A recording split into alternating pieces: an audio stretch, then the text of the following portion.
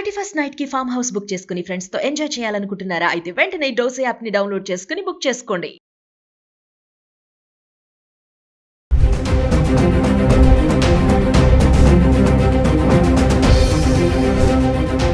Suman TV ప్రేక్షకులకు నమస్కారం.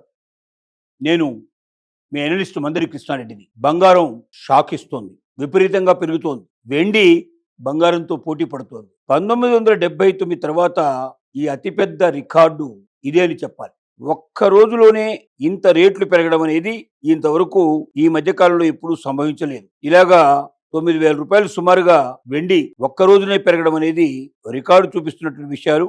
అలాగే ప్రపంచ మార్కెట్లో కూడా 2025లో చూసుకున్నట్టయితే మనకు స్పాట్ గోల్డ్లో దాదాపు 71% పెరిగింది. 2024 నుంచి 25 వరకు మనం చెక్ చేసుకున్నట్టయితే ఖచ్చితంగా 1 ఇయర్ లోపల చేస్తే 71% మనకు పెరిగినట్టుగా చెప్పుకోవడానికి అవకాశం ఉంది.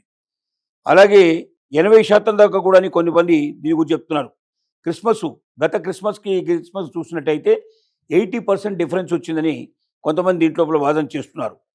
ఈ సందర్భంగా 10 గ్రాముల గోల్డ్ రేటు ఎప్పుడు మనకు లాస్ట్ క్రిస్మస్లో 76,788 రూపాయలు ఉంటే ఇవాళ 50% కన్నా పెరిగి 12 నెలల్లో మంచి బలమైనటువంటి అప్గ్రేడ్ ఇవాళ మనకు కనబడుతుంది. అలాగే మరి వెండి ధర ఏకంగా 29,000 పెరిగిందంటే మామూలు విషయం కాదు. అంటే ఎందుకు ఇలాగ బంగారం రేట్లు ఇంత తేడా ఎందుకు వస్తున్నాయి, ఎందుకు ఇంత పెరుగుదల కనబడుతుంది అని చెప్పి మనం ఒకసారి ఆలోచిస్తే ఈ పెరుగుదలకు ముఖ్యమైన కారణాలు అమెరికా లోపల వడ్డీ రేట్లు బాగా తగ్గిపోయి రెపో రేట్లు బాగా తగ్గిపోయే ప్రమాదాలు కనబడుతుంది. ఎప్పుడైతే అమెరికా లోపల వడ్డీ రేటు రెపో రేటు తగ్గుతుందో అప్పుడు ఏం చేస్తారంటే చాలామంది బ్యాంకుల్లో డబ్బులు పెట్టకుండా ఆ డబ్బులన్నీ బంగారంలోకి మారుస్తారు.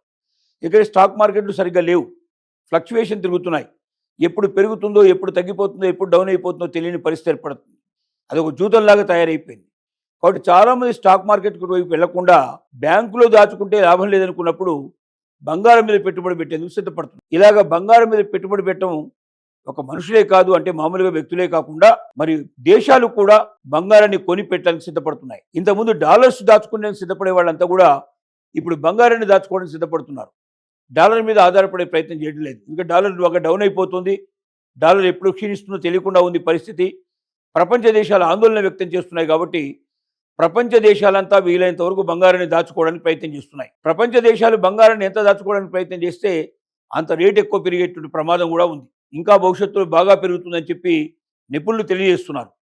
వెండి బంగారం కన్నా ఎక్కువ పరుగులు పెడుతోంది. వెండి 2 3 10 కూడా బంగారం కన్నా ఎక్కువ పెరిగే అవకాశాలు కనబడుతున్నాయి. ఒక 4-5 ఏళ్ల తర్వాత చూస్తే వెండి బంగారం 2 సమానంగా ఉంటాయేమో అని చాలామంది నిపుణులు అభిప్రాయపడుతున్నారు.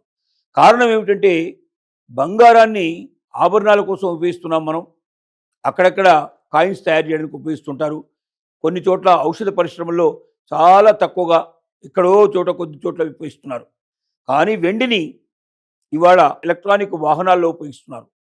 ఈ వాహనంలో ఒక్కొక్క వాహనానికి 75 కిలోల చొప్పున వెండిని ఉపయోగిస్తున్నారు. ఒక్క రోజుకు లక్షల వాహనాలు తయారవుతున్నాయి. అంటే ఎంత వెండి కావాల్సిందో చూడండి, ఎన్ని టన్నుల వెండి పోతుందో ఒక్కసారికి.